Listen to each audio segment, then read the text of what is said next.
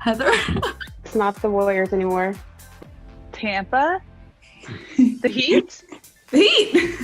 What was your most awkward moment on Zoom this year? Maybe like 10 seconds ago when I screamed Warriors and it was not the Warriors. We can't talk about this here, girl. No. I had a customer in bed, no shirt on, laying in bed with the camera on, laptop up. The calls that I like are the ones where the ice is broken. I'm a Zoom pro, so I have no awkward moments. I had this as my background. And my friends took a photo of me like this, kissing him on the cheek. Beautiful team. Yes, those were great. Hey, Heather, you're back. Did you actually go to Hogwarts? No, I was just making lunch, but I did bump into Robbie and he was all excited about Zora's plans for FY22. Funny you should say that because he's our next speaker. Take it away, Robbie.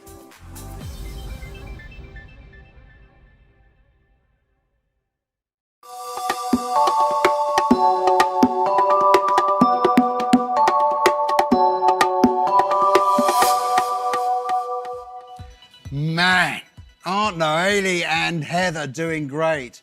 Taking over from Tom and Erica last year, it was great that they could get in touch with so many of our ZOs around the world. It's great to see all of you, even from afar.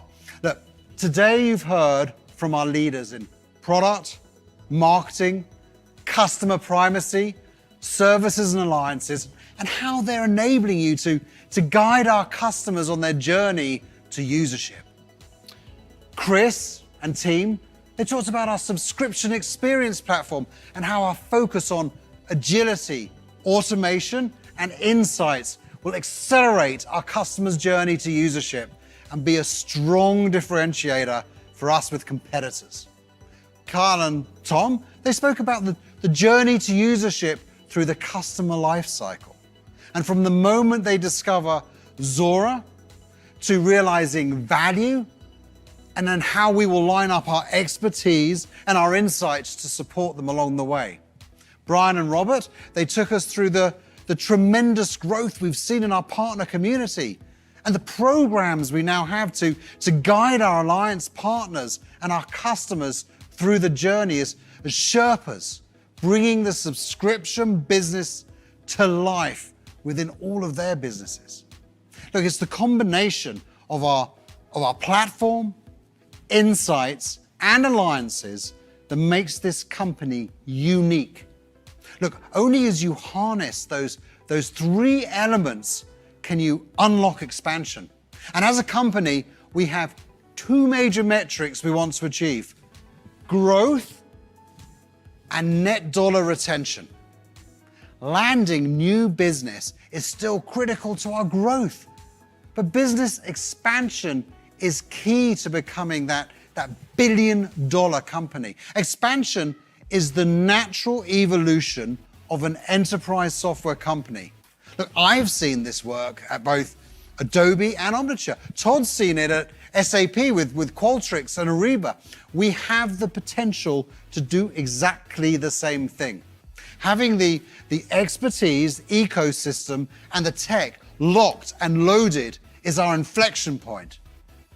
But at Adobe, it took 5 years to put into place. And what we have in place now at Zora, it took us only 1 year. Why hasn't it worked before? Well, we needed to build the muscle to do it, and now we do. And as you heard from Teen, this market is now at the place and the size it needs to be. The market is coming to us. Now we have COs coming to us. The number of RFPs has increased significantly. We have crossed the chasm and we're in that mainstream. We have the most mature products in the market.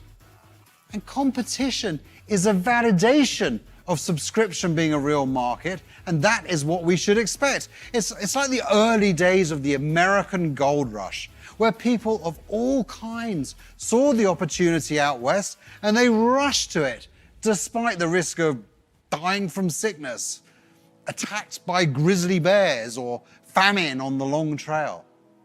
Look, do you think that SAP, Salesforce, Oracle, and Adobe don't face competition? The difference for us now is that we know where we need to take the product, so everyone else has to catch up with us. This same competition effect, the one that creates this gold rush, will continue to be a flywheel for us that will grow our TAM, grow our pipeline, and improve our product and increase our know-how to bring more and more customers successfully into this market. Look, we have the expertise unlike any other. We understand how to get value to customers through the journey to usership. Look, with hand on heart, we can go to them and we can tell them how they're going to be successful. Our ecosystem, it's primed to help you win. Our partner relationships, they're in the zone, a critical path to expansion. We have motions post-sale to help our customers create value and thus success. So what does this mean for you? Look, to make business expansion work, we need to just change the way we think about a sale. What we used to say is, hey, buy everything you can from us. Thank you very much, and move on. Well, now we take them on a journey. From the start, you show them value, you build trust, and thus you create credibility, and you watch them come to you and buy more.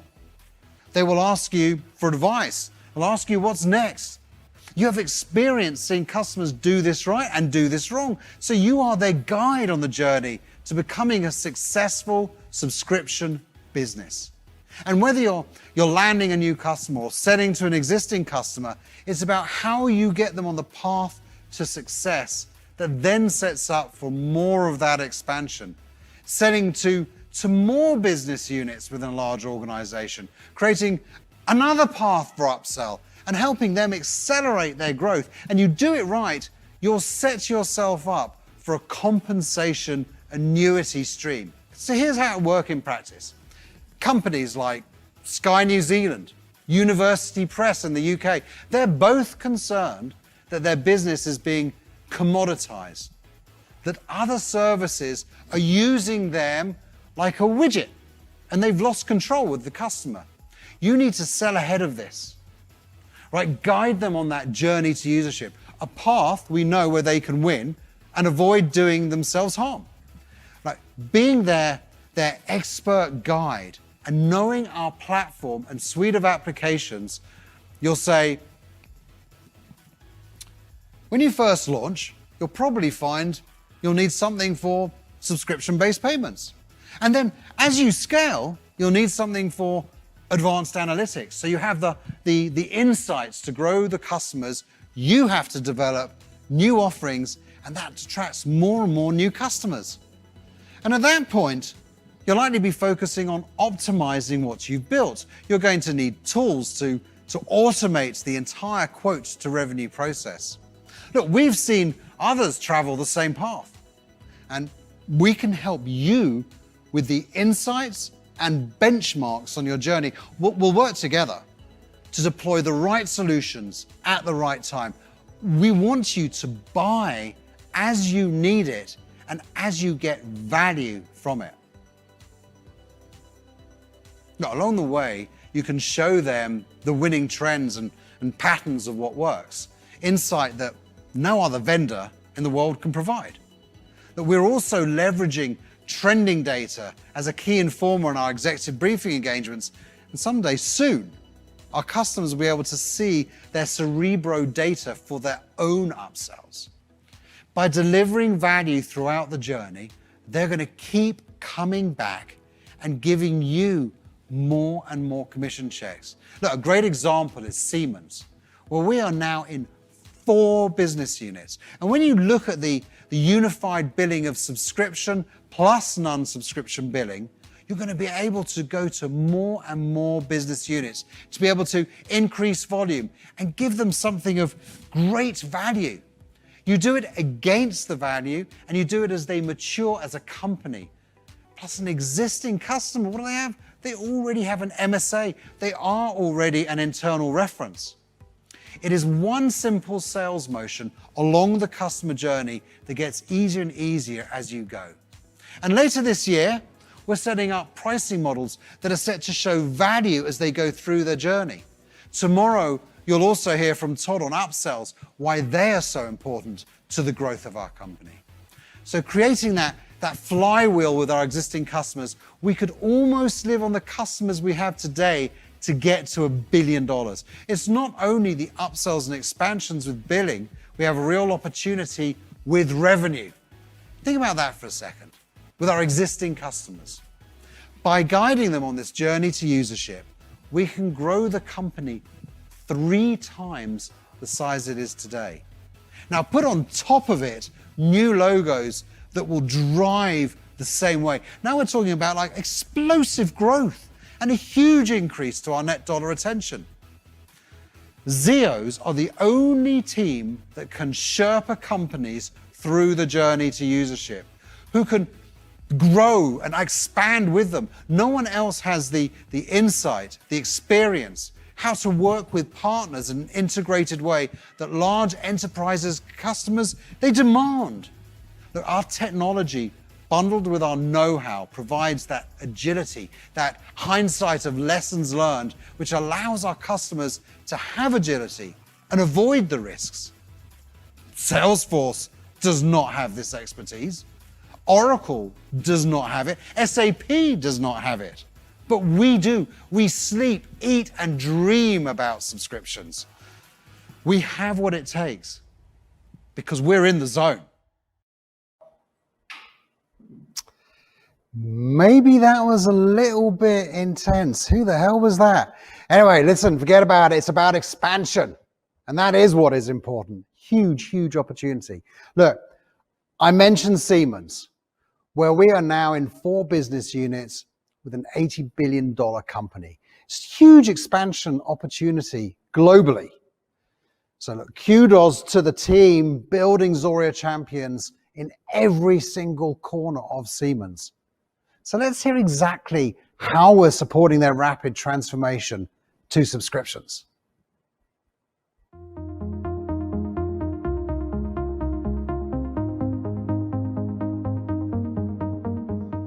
Hey CEOs, I'm Tim Strock, CFO of Mendix, and thanks for having me join your FY22 kickoff.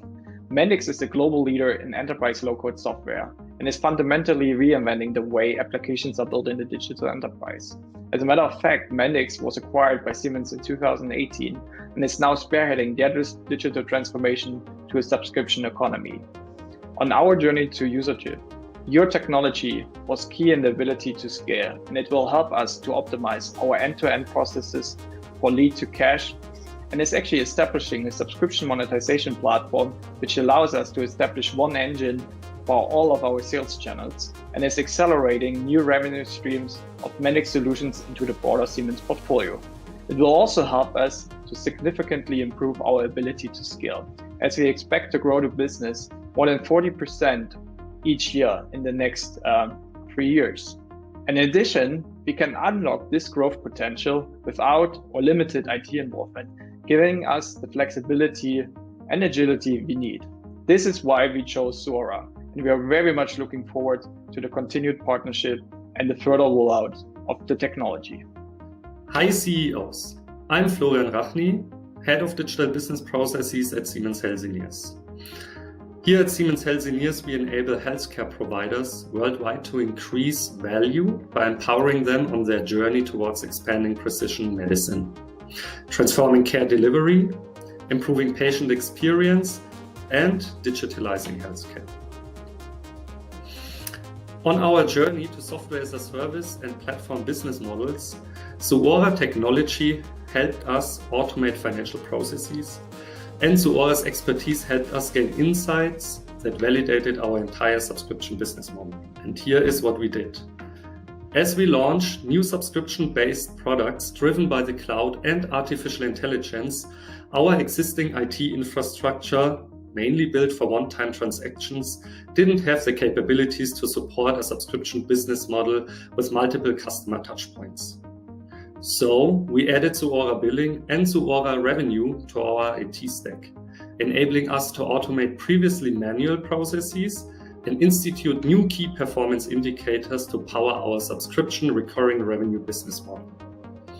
Automation helped us tame complexity, reduce the number of manual process steps by more than 60%, and shorten the processing time by about 75%.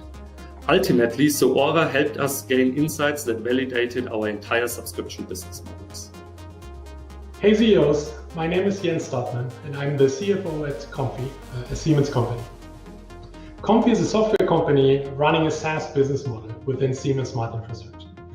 We are not fully integrated into Siemens and hence running different ERP and different CRM systems. Siemens globally is running a number of different ERP systems, mostly designed to cater for the bulk of the business, which can be hardware or solution business focus. This is where Zuora gives us a great amount of flexibility. We can manage invoicing and SaaS revenue recognition outside of these ERP systems, but at the same time fully integrated. And in case of organizational changes, which are an everyday reality in a multinational enterprise that constantly reinvents itself, we simply adjust the interface between Zuora and the ERP, while we keep full transparency of our SaaS operations and the customer lifecycle data. Zuora offers solutions that can be implemented in incremental steps, which was key to us as well. And that improves the full end-to-end subscription management for us. We first started with automating billing and revenue recognition, and currently we are in the process of implementing Zuora CPQ to streamline the full journey of usership. During that process, my team and I have been especially impressed with the deep SaaS know-how that Zuora brings to the table. During the solution design phase for CPQ, the implementation team took over a consulting role, supporting us to align our processes to industry standards, which enabled us to eventually achieve a better result. My name's Esther, and I'm the product manager for the Zuora implementation in Siemens Smart Infrastructure and Business Unit Building Products.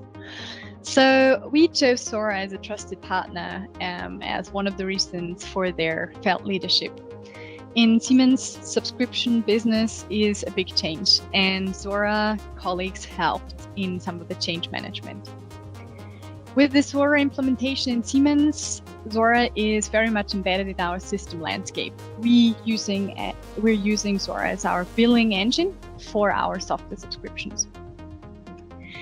The main benefit of that is that we can make the whole subscription business scalable because the back office operations are automated. I quickly also want to share some words about the implementation. So we had a very smooth implementation with Zuora colleagues. Our internal experts, they could collaborate really well with the Zuora experts. And the remarkable thing about Zuora is really that their architects especially, they usually think outside of the box and very solution oriented. And I think that was also one of the main reasons that we actually could go live after only a 4-month implementation time. So, of course, we are looking forward to continuing this successful path. And yeah, looking forward to the next months.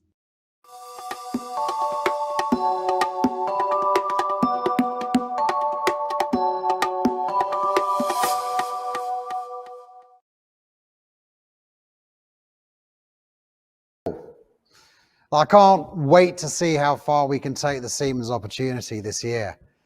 And next up, I'd like to invite some of our speakers back to the screen. So Chris, Brian, Tom, Kyle, Robert, welcome back. All right. Good morning. Now, Howdy. good morning. Good morning. Good morning. You've all changed your clothes. Hey, look, now that our Zeos have heard from all of you, let's dig into some of the burning questions that might be brewing after it's all sort of sunk into them. So since you presented last, Brian, let's start with you, right? You're the last up. There's a misconception about selling with our partners is challenging, right? So how are we removing the roadblocks in that selling cycle? Well, yeah, and first I just want to acknowledge that it was a challenging year working with partners. I like to wakeboard. I don't get to do it every day, but when I do, my body aches. And very much in a similar analogy, it was a new muscle last year learning to work with partners. But we've really actually put a lot of infrastructure in place in terms of the agreements and the training that I talked about earlier. Robert's going to talk a lot more about the alignment with partner delivery success. We just have more tools in place. We have more people and feet on the street than ever before. And our partners really know how to work with us. So it's not that the pain working with partners will go away and will go to zero, but we know now how to work with them as a cross-functional organization. Our muscles are in really good condition, in better shape than we've ever been before. And we're ready to go ahead and make it much, much easier in the year ahead. Yeah, Brian, it's been pivotal, and I've seen us get over that edge, and you can feel that momentum really creating. But so let's say, Robert, what about this being felt by the sales team that it's becoming a higher price to the customer? I mean, do you have an example, maybe something to sort of debunk the myth of working with partners being more expensive? Yeah, sure. So part of what we have to realize is that the partners are bringing elements to the table and services to the table that are beyond what just global services can do. This can be anything from change management to business process definition to all of the organizational advisory work within our customers. And that's not something that we do in global services. So if you're doing an apples to apples price tag, it may initially look more expensive, but in fact, if you look at what the customer's typically paying already when they're doing all of those non-Zuora related services, that's where the partners get very compelling. And as we do that, that helps our products and our solutions land. If we look at customers like Reuters, right? One of our great success stories in Europe last year, our partner there, Clarisys, did all of the business process work. They did the user adoption work. They did the change management work. And that's a key factor of what enabled us in just 7 months to roll that solution out to over 170 countries globally and become the system of record across Reuters. Absolutely critical, those value-added services that Clarisys brought to the table. So that's a really good point. And again, these are things that if we're not doing them, either the customer's doing them or a partner's doing them. So we just got to encapsulate that into the way we talk. No, it's really, really, really good and strong point. All right, Kyle. So before we move on to the next topic, right, from a marketing perspective, right, marketing support, how are you going to do that as we think about our partner strategy? And how's that going to help us generate even more pipeline? Yeah, great question. I think the contrast we're looking for this year compared to last year is last year partners were an add-on, right? It was something that it kind of felt like, you had Cooper on the side just being scrappy and wherever he could trying to make a web. So whether it's the content and the research we're doing, right? Not just having Amy and the folks at the Institute doing stuff, but how do we inject partners in there to have another voice? Or as we're thinking about our vertical campaign strategy, it's which partners are going to give us the most reach with our voice into the verticals that we care about. That sort of thinking starts at the very beginning in this year, in addition to some great new talent that we've got on the team, folks like Javier, who are going to help us do it. So by leaning into that motion, we get far more reach, far more scale with everything we do, and it ought to drive that much more lift in the results in everything we're doing. Yeah, I think you're right. And you've just seen it. All right. You sort of talk about Cooper being scrappy at the beginning. He did an amazing job. But now that momentum is just jumping into this next year. You can just feel the difference between where we are now. That maturity, and we got so much more we can do. So that's great. Look, let's shift gears a little bit. All right. So Chris, we saw, I really enjoyed your session, right? There's amazing stuff that's coming up. I love all the insights, everything else on there, and what is there on the roadmap overall. And then we heard it directly from Sri as well earlier on today, right? So one thing I wanted to do, though, is to ask you about what can we expect from the work that we're doing with our ISV partners? Yeah, thanks, Robbie. Great to be here. FY21 was an exciting year for the ISV team. We launched a couple of great new partnerships with Stripe and GoCardless. And then we continued the partnership work, wrapping up the year with the Barclays deal, which actually was a win that originated from one of our champions over at Visa and CyberSource. Right, so we have that good momentum kind of entering this coming year. Amanda, who's working with the ISV team, leading that team, she works with the rest of the product organization to really help kind of enrich those most strategic integrations, while we also help support some of the other providers. So this year, the team is going to be really focused on deepening those relationships with those really critical strategic payments and tax partners, folks like Stripe and CyberSource, et cetera, to deliver really unique value and experiences, and really to ensure our joint teams, right, can drive growth and be educated and bring to bear the right things for our customers.